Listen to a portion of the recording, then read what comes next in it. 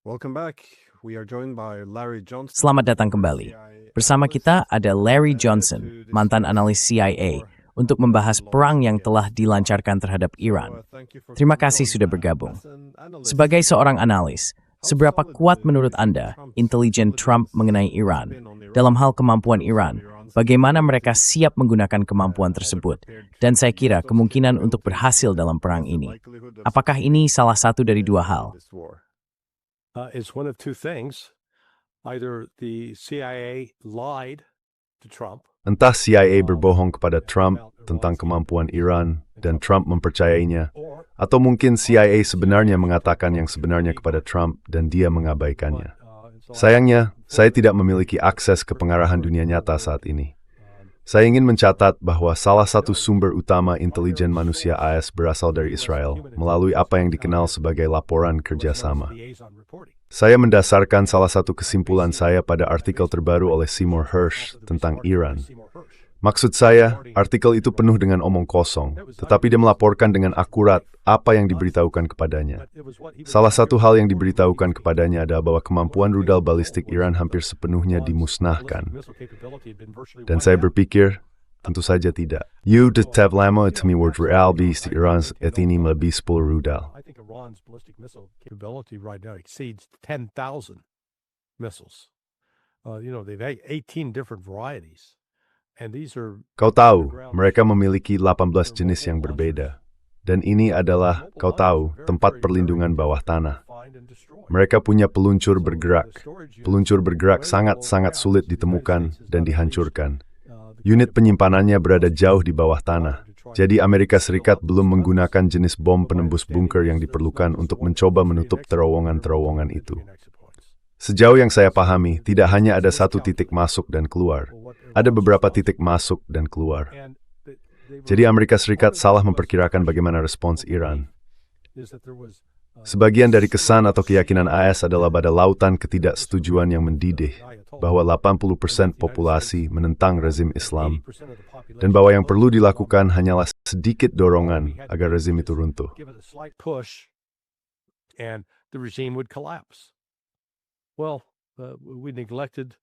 Nah, kita gagal belajar dari pelajaran yang sebagian dari kita dapatkan setelah serangan 19. Saat itu dianggap sebagai serangan eksternal, serangan mendadak, serangan ilegal, dan hal itu mempersatukan rakyat Amerika, setidaknya untuk sementara waktu. Perbedaan partisan sebagian besar menghilang untuk beberapa saat. Lalu seperti yang kita tahu, George W. Bush menyia-nyiakan kesempatan itu dengan memulai perang dengan Irak.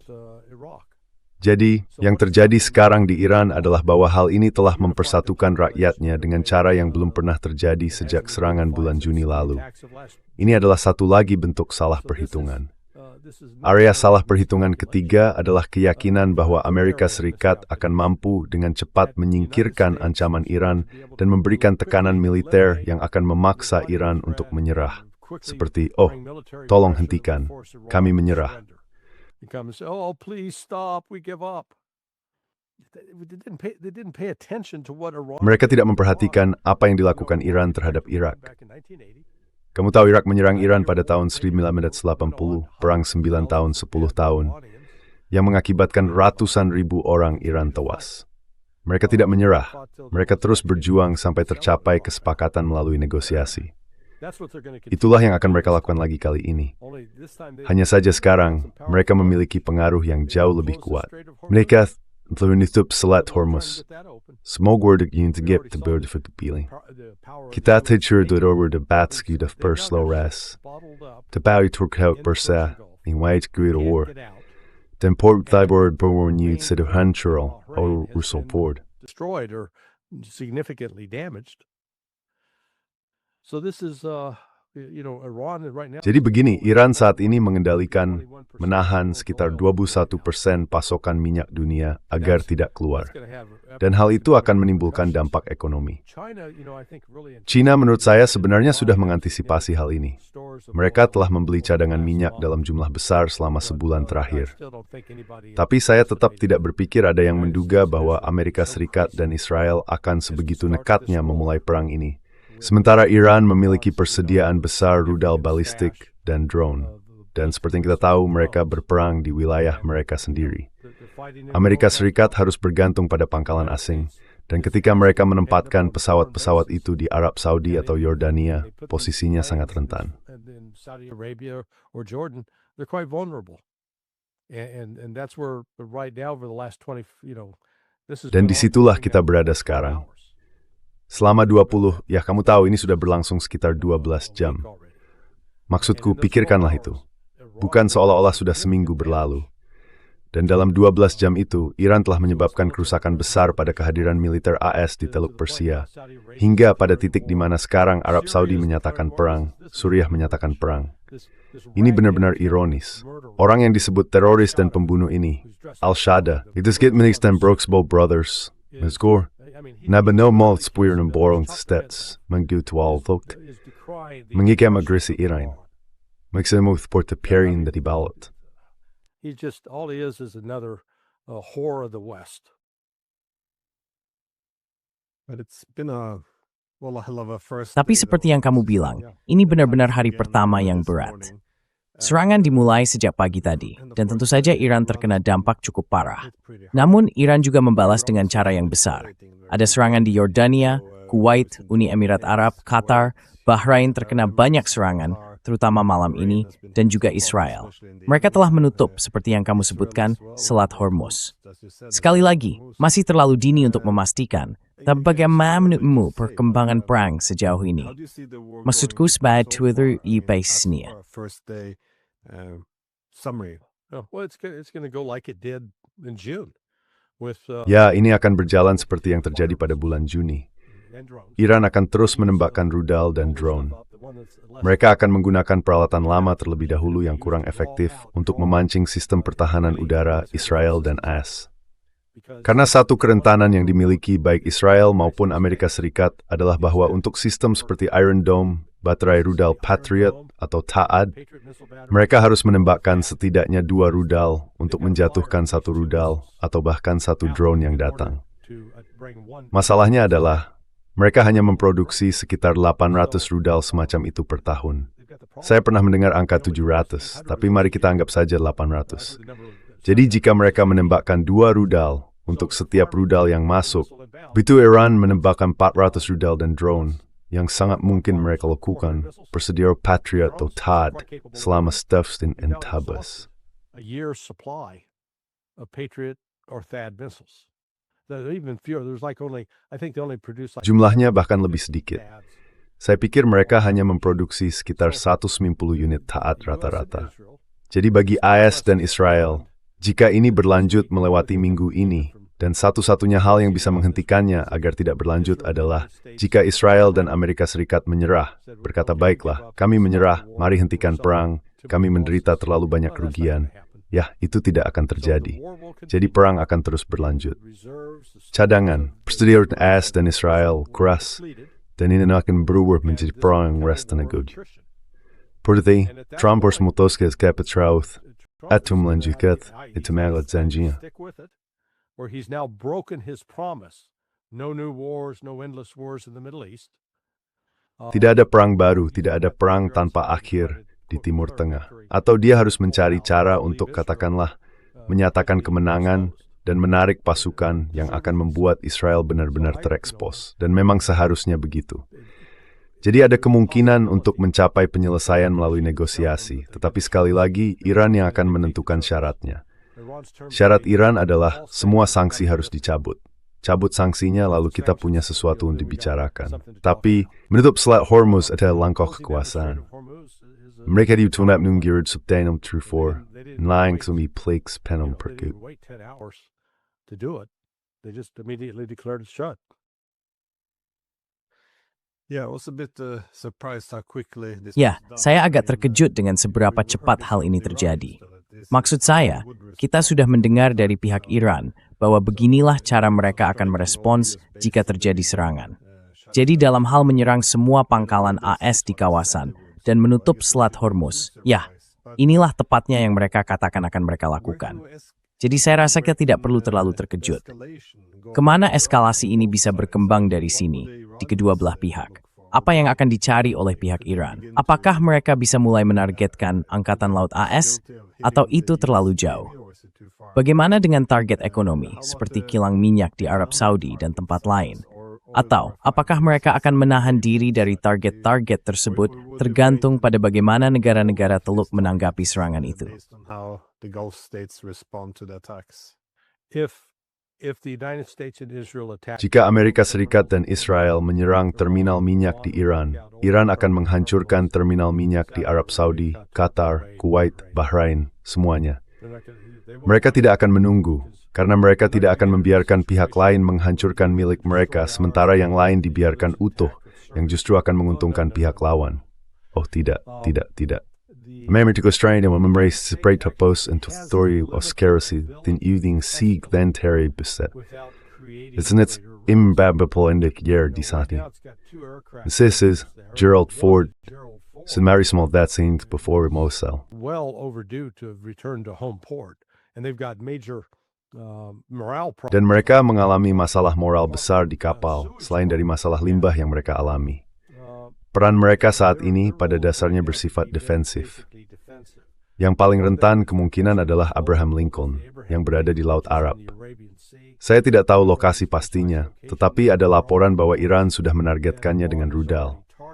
Yang menarik adalah kita sudah sekitar 12 atau 13 jam sejak kejadian ini dimulai, dan pasti sudah ada korban dari pihak AS. Tetapi Fathas Trump for Braith and Notification. Trump administration is trying to keep the lid on those. I also surprised. Saya juga terkejut. Mereka memutuskan untuk mengambil langkah ini karena tampaknya sangat kecil kemungkinan akan berhasil mengingat betapa rumitnya situasi di medan perang. Begitu banyak variabel di luar kendali mereka. Tapi menurutmu, kemana arah langkah Amerika Serikat selanjutnya? Saya rasa ini bukan yang mereka rencanakan. Jelas, banyak rudal Iran tampaknya berhasil menembus dengan cukup mudah. Saya telah melihat video yang diunggah secara daring yang menunjukkan rudal Patriot ditembakkan ke segala arah, ke kehampaan, meleset dari targetnya. Jadi ada sesuatu yang tidak berjalan sebagaimana mestinya. Lalu, apa yang tersisa bagi Amerika Serikat? Jika ini benar-benar menjadi kegagalan, apa yang bisa dilakukan AS? Tidak banyak jalur untuk meningkatkan eskalasi, tapi mereka juga tidak bisa begitu saja menyerah. Nah, Capitulate either. Yeah, I mean, it's going to have to. You're going to have to find a way to. Ya, maksud saya, Anda harus menemukan untuk menyatakan kemenangan dan pergi. Let's step back and say, Jadi mari kita mundur sejenak dan bertanya, apakah Amerika Serikat memiliki kemampuan industri untuk mulai memproduksi massal rudal pertahanan udara guna menjaga pasokan baterai Patriot dan sistem THAAD? Jawabannya adalah tidak, sama sekali tidak. Karena ada elemen lain di sini, yaitu pembatasan Tiongkok terhadap mineral tanah jarang. Beberapa di antaranya digunakan dalam sistem rudal ini juga. Jadi di situ ada kekurangan. Apakah mereka bisa mengerahkan lebih banyak pesawat tempur? Bisa saja. Untuk apa? Untuk mencoba melakukan lebih banyak serangan di dalam Iran dan memberi Iran peluang lebih besar untuk menembak jatuh mereka. Give Iran a greater chance to shoot him down. What we know from history and Lihat dari sejarah yang kita tahu, dan saya tentu tidak bermaksud menggurui seorang profesor sejarah seperti Anda. Kita tidak punya satupun contoh di mana kekuatan udara saja mampu, katakanlah, memenangkan perang. Selalu ada kebutuhan untuk menurunkan pasukan ke darat.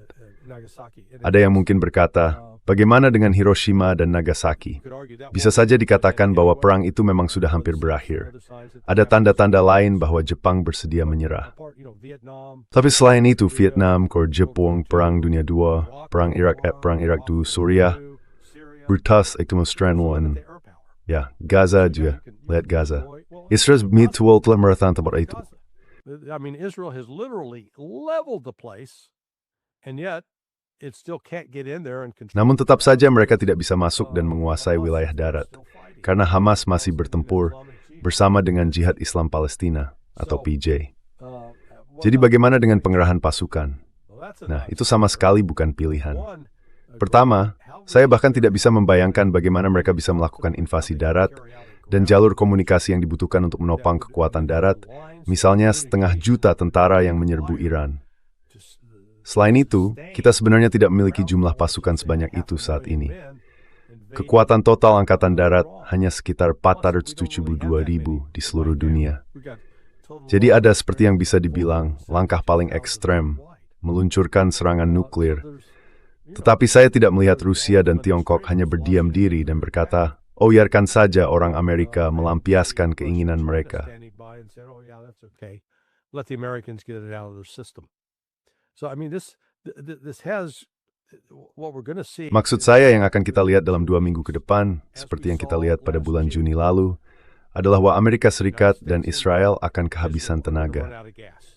Mereka tidak akan mampu mempertahankan pertempuran, sedangkan Iran akan mampu. Iran akan terus meluncurkan rudal, dan peluncuran ini berasal dari kota-kota bawah tanah. Mereka bersifat mobile. Ketika mereka muncul dan bergerak, Amerika Serikat tidak bisa begitu saja empatkan drone di atas dan berkata, oke, ini dia sekarang di koordinat ini. Kita bahkan tidak bisa melakukan itu terhadap Houthi. Jadi ini jauh lebih sulit, jauh lebih menantang. So it's far more difficult, far more challenging with Iran. What do we know though so far about Apa yang kita ketahui sejauh ini tentang target-target yang telah diserang di Iran? Berapa banyak kerugian yang mereka alami? Dan seberapa parah hari pertama ini bagi Iran?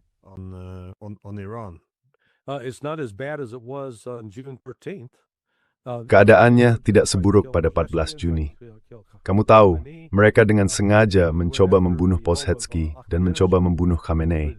Mereka bahkan menyerang rumah Ahmadinejad, mantan presiden. Beberapa orang telah tewas, tetapi kerugiannya tidak terlalu besar. Tapi lihat bagaimana Iran bereaksi terhadap kerugian itu. Mereka tidak runtuh. Maksudku, serangan pada 13 Juni tahun lalu jauh lebih menghancurkan dibandingkan putaran pertama hari ini. Dan semua itu justru memperkuat tekad Iran untuk bertarung. Waktu itu, mereka membatasi pertempuran mereka hanya dengan Israel. Mereka tidak menyentuh pangkalan militer AS sampai akhir. Ketika mereka membuat kesepakatan dengan Amerika Serikat, baiklah, kami akan membiarkan kalian mengebom Fordo dan Isfahan. We'll let you bomb Fordow and Isfahan, and in exchange for that, though, we get to drop a bomb on. Dan sebagai imbalannya, kami bisa menjatuhkan bom di Al-Udeid. Dan kemudian, kamu tahu, pertempuran itu pun berakhir. Mereka berhenti menyerang Israel, dan Israel bisa bernapas lega. Itu tidak akan terjadi kali ini. Saya pikir mereka menyadari kebohongan pengkhianatan. Maksud saya, kamu tahu, saya pikir kamu familiar dengan tokoh kartun Charlie Brown dan musuhnya, Lucy. Salah satu meme dari kartun karya Charles Schulz itu adalah ketika Charlie mencoba menendang bola. Lucy akan memegang bola spek Amerika Garand. Ayo Charlie, tendang spek Amerika. Dan Charlie Kerber terbas in menhing. Lucy menaik boramet. And he lows, that no matter to pro gili than jet length. If he swung his leg, he'd fall up in the air and fall flat on his rear end. Well, that's been the United States has been. Nah, begitulah cara Amerika Serikat memperlakukan Iran. Seolah-olah Iran itu Charlie Brown. Amerika Serikat adalah Lucy, tapi versi Lucy yang jahat. Dan ingat, pada April 2025, Steve Witkoff menegosiasikan sebuah kesepakatan. Mereka mengira sudah mencapai kesepahaman tentang tingkat pengayaan uranium yang bisa terus dilakukan Iran. Namun ketika dia kembali ke Washington DC dalam waktu 24 jam, dia harus melakukan pembalikan penuh. Tidak jadi, batal. Lalu kita maju ke 13 Juni. Sehari sebelumnya pada Kamis 12 Juni, pembicaraannya adalah, "Hei, orang Amerika dan Iran akan duduk bersama pada Senin di Oman untuk berbicara. Kesepakatan sudah hampir tercapai." Nah, mereka kembali menggunakan strategi yang sama. Dari pembicaraan di Jenewa pada Kamis itu, pihak Iran cukup optimistis tentang hal tersebut.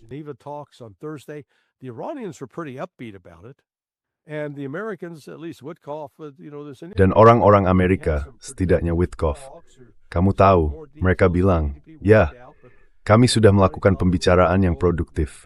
Masih ada beberapa detail yang perlu diselesaikan. Tapi semua orang mengira ini akan terus berlanjut dan mereka akan terus berdiskusi. Padahal mereka sama sekali tidak berniat untuk berbicara. Seluruh sandiwara ini, atau aku kira di beberapa tempat di Eropa mereka menyebutnya charade, bahwa Amerika Serikat benar-benar khawatir Iran berusaha mendapatkan senjata nuklir. Itulah yang katanya sedang kami coba hentikan. Kalau kami bisa mendapatkan jaminan bahwa mereka tidak sedang membangun senjata nuklir, kami akan senang. Itu omong kosong belaka.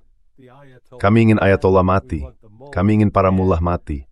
Kami ingin membawa kembali Pahlavi Putra Shah. Kami ingin pemerintahan yang bisa kami kendalikan, yang tidak terikat dengan semua wawar Fiklid, yang tak terpercaya.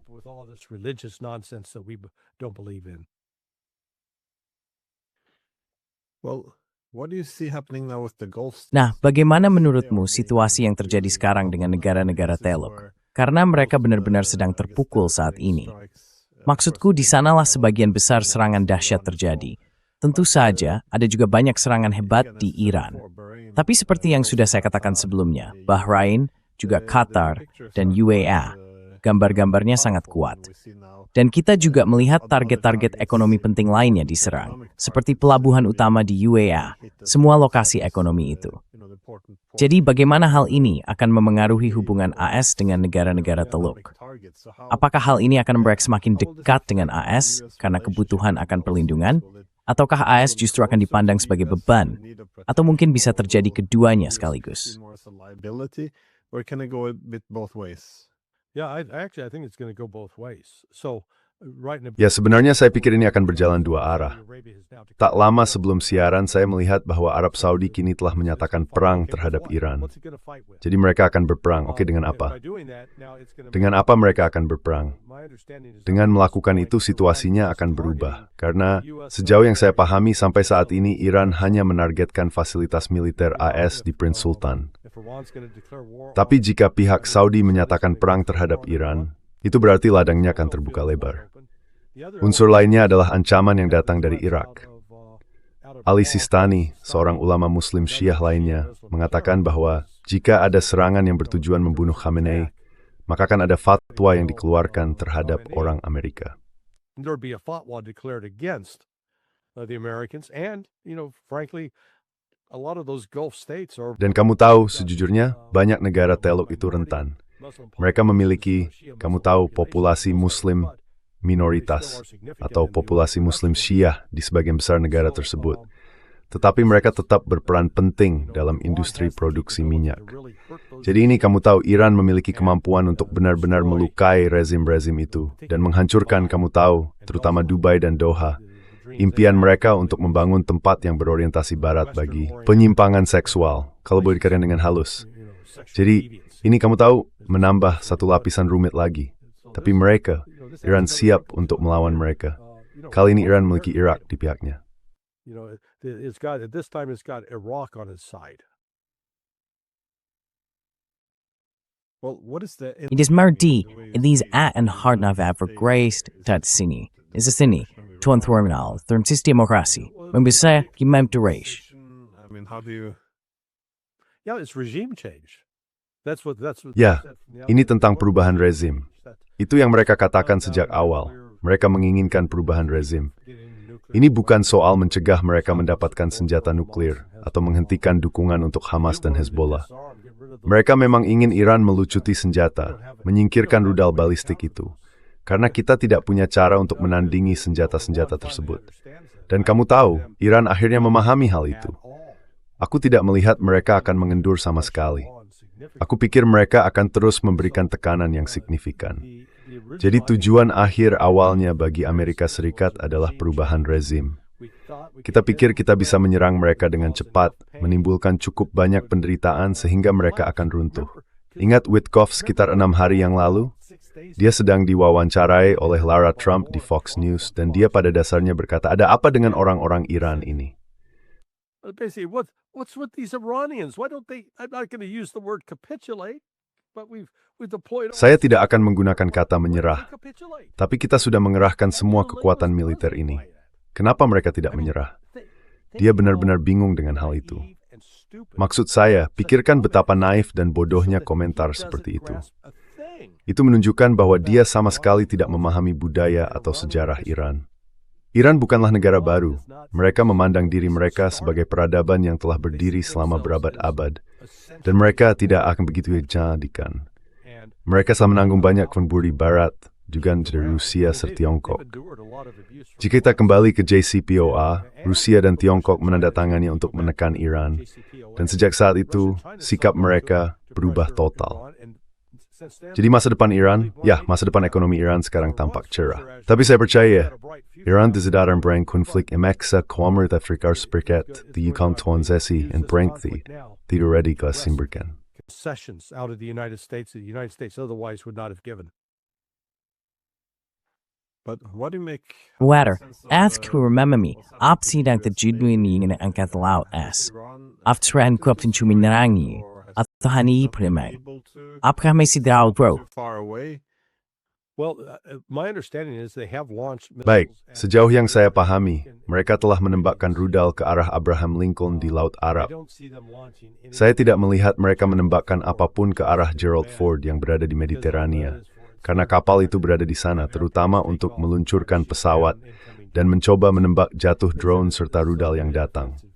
Itu murni merupakan pengaturan pertahanan. Namun, yang lebih perlu dikhawatirkan, yang berpotensi melancarkan serangan ofensif ke dalam wilayah Iran, adalah kelompok kapal yang terdiri dari kapal perusak, kapal penjelajah, dan kapal induk Lincoln di Laut Arab. Dan ya, saya paham bahwa Iran sudah menembakkan rudal ke arah sana. Kami belum memiliki laporan tentang apa yang terkena atau tidak terkena. Tapi, tahu kan, saya sulit membayangkan dengan semua kekuatan senjata sebesar itu, bahwa tidak ada korban di pihak AS. There are not some U.S. casualties, and so once Jadi begitu para petugas mulai keluar untuk memberitahu keluarga bahwa mereka telah kehilangan orang yang mereka cintai, kabar itu akan mulai bocor. Lalu tekanan akan meningkat terhadap Trump, bahwa dialah yang memulai perang yang sebenarnya tidak perlu dimulai. Ia memulai perang ketika negara sedang sepakat untuk membicarakan penghentian segala upaya memiliki senjata nuklir. Sekarang, jika ada bak apapun, serangan terbaru ini justru akan memperkuat posisi orang-orang Iran yang sejak awal berpendapat, kita harus punya nuklir. Kalau kita punya nuklir, mereka akan membiarkan kita. Lihat saja, mereka tidak mengganggu Korea Utara. Dan aku sama sekali tidak akan terkejut jika Ayatollah berkata, kau tahu, aku mencabut fatwa itu. Sekarang kita akan mematuhi kehendak Tuhan untuk membangun senjata nuklir demi menyelamatkan rakyat Iran. to build a nuke in order to save the Iranian people. I can see it going that way. So this is there's no easy Aku bisa melihat arahnya ke sana. Tidak ada solusi yang mudah dan bersih di sini. Trump bertaruh bahwa ia bisa memaksa Ayatollah Zarif dan Arakchi keluar dari jabatan mereka dan menggantinya dengan kaki tangan AS. Nah, itu tidak akan terjadi. Hal ini justru memperkuat persatuan Iran. Mereka punya tekad, ketangguhan. Mereka akan terus melawan kita sampai kita kelelahan karena kita akan kehabisan kemampuan pertahanan udara terlebih dahulu. Kita akan kehabisan itu. Dan kemudian, pesawat tertanam seperti Sir akan terekspos. Kita harus menarik keyword B yang kemudian menambah ini tidak beda sulit sustain. It becomes strategically very, very difficult. Well, I spoke earlier to Scott Saya tadi berbicara dengan Scott Ritter, dan dia memberi kesan bahwa ini dimulai dengan sangat buruk bagi Amerika Serikat, dan sejauh ini tampaknya AS akan kalah dalam hal ini. Sebagai pertanyaan terakhir, bagaimana Anda melihat perkembangan dalam beberapa hari, atau mungkin minggu ke depan? Maksud saya, berapa ini bisa berlangsung? I mean, how long can this go on? Oh, from Iran's standpoint, Oh ya, dari sudut pandang Iran, saya pikir ini bisa berlangsung dengan mudah selama 6 bulan. Maksud saya, AS tidak bisa menanganinya. Kita memang tidak memiliki kemampuan untuk memproduksi rudal pertahanan udara yang akan sangat penting agar kita bisa katakanlah tetap ikut bermain. Dan seperti yang sudah Anda sebutkan sebelumnya, tampaknya sistem Patriot telah gagal. Anda tahu, mereka tidak efektif, yang memang sudah menjadi catatan kinerjanya. Kita telah melihat kegagalannya di Ukraina. Jadi sekarang kita tidak memiliki sistem senjata yang efektif, mudah diproduksi, murah digunakan, dan mampu menjatuhkan rudal balistik musuh. Dan hal yang sama terjadi pada Angkatan Laut. Kehadiran Angkatan Laut, mereka akan sampai pada titik di mana mereka tidak lagi memiliki rudal pertahanan udara di tabung mereka dan harus kembali untuk mengisi ulang. air defense missiles in their tubes and they have to go get reloaded. It used to be they could sell to Bahrain. Dulu mereka bisa menjual ke Bahrain, ke pangkalan Angkatan Laut itu, dan mereka akan memuat barang di sana. Sekarang mereka harus pergi ke Diego Garcia, yang jaraknya sekitar 3 hari pelayaran ke selatan dari wilayah itu. Jadi mereka berlayar ke selatan selama 3 hari lalu kembali setelah 3 hari. Kamu tahu itu berarti 6 hari di mana Iran tidak perlu khawatir akan serangan dari selatan. Dan kita tidak tahu apa yang dimiliki Iran. Banyak kapal angkatan laut yang juga bisa menimbulkan masalah serius bagi Amerika Serikat. Jadi menurut saya, seperti yang saya katakan, kita akan melihat perang yang melelahkan dan kemudian tekanan yang meningkat pada Trump untuk mengakhirinya atau membuat kesepakatan dengan pihak Iran. Bagaimanapun, saya melihat Iran akan keluar sebagai pihak yang unggul dalam hal ini.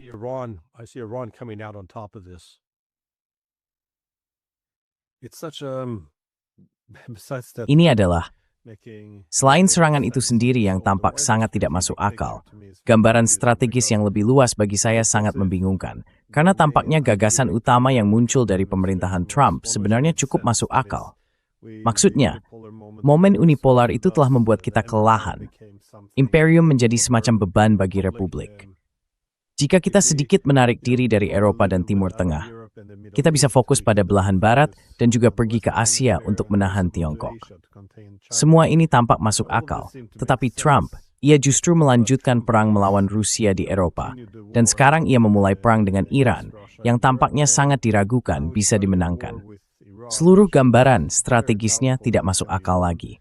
Saya pikir AS akan mundur, membangun kembali kekuatannya, dan membiarkan kekuatan-kekuatan Eurasia saling menyeimbangkan. And the manner state of the NEU dalam skala were performed to first step through. Amdad is speed did secret bring them both EU. Yeah, semua mana get screw a thinning.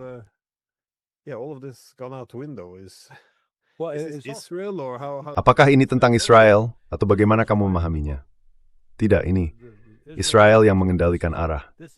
Israel yang memegang kendali. Ini berarti membiarkan Israel mengarahkan kebijakan luar negeri AS. Dan sekali lagi, disitulah reaksi balik terhadap Donald Trump akan mulai muncul. Karena meskipun ada semua klaim bahwa Israel berada dalam bahaya, nantinya akan terlihat bahwa kita tidak akan berada dalam kekacauan ini jika bukan karena Israel. Sudah ada jajak pendapat opini publik di Amerika Serikat yang menunjukkan 41% dukungan untuk Palestina dan hanya 36% dukungan untuk Israel, kaum Zionis. Itu adalah perubahan yang penting. Ini bergerak ke arah yang salah sejauh mengikut AIPAC dan lobby Zionis.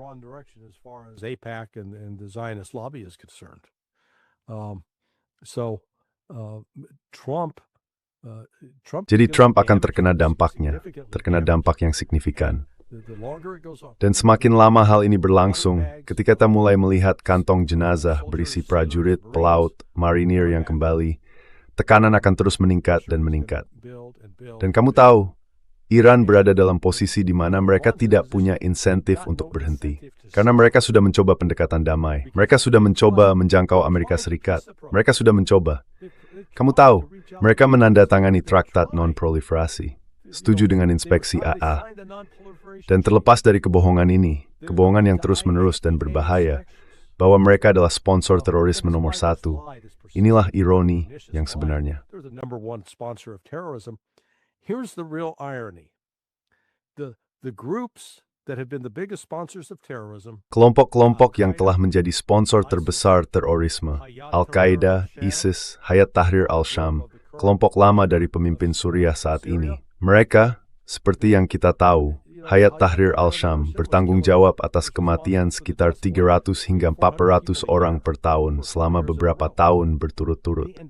Jumlah total korban tewas dari kelompok-kelompok Palestina yang dikaitkan dengan Iran dari tahun 2000 hingga 2024, sekitar 1.050 orang selama 24 tahun.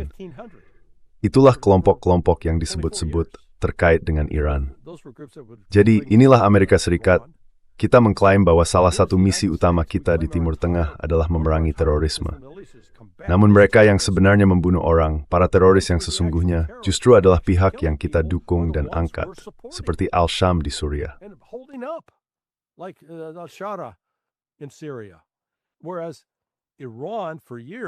Sementara itu, Iran selama bertahun-tahun, sejak 2012, berperang di pihak Bashar al-Assad, melawan para ekstremis Islam yang konon menyerang Amerika pada tahun 2001.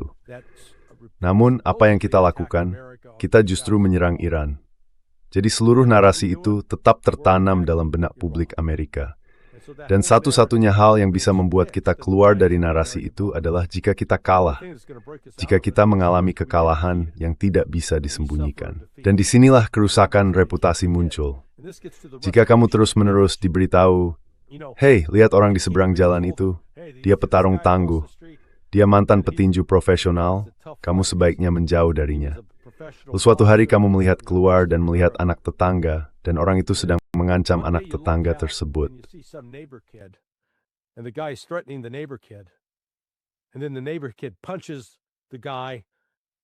Lalu anak tetangga itu memukul pria tersebut, dan pria itu lari lalu masuk ke rumahnya. Tiba-tiba saja, reputasinya sebagai orang paling kuat dan paling ditakuti di jalan itu lenyap. Dan itulah sebagian dari apa yang akan kita lihat di sini. Kita diberitahu bahwa Amerika Serikat memiliki tentara terbesar dan terkuat dalam sejarah dunia.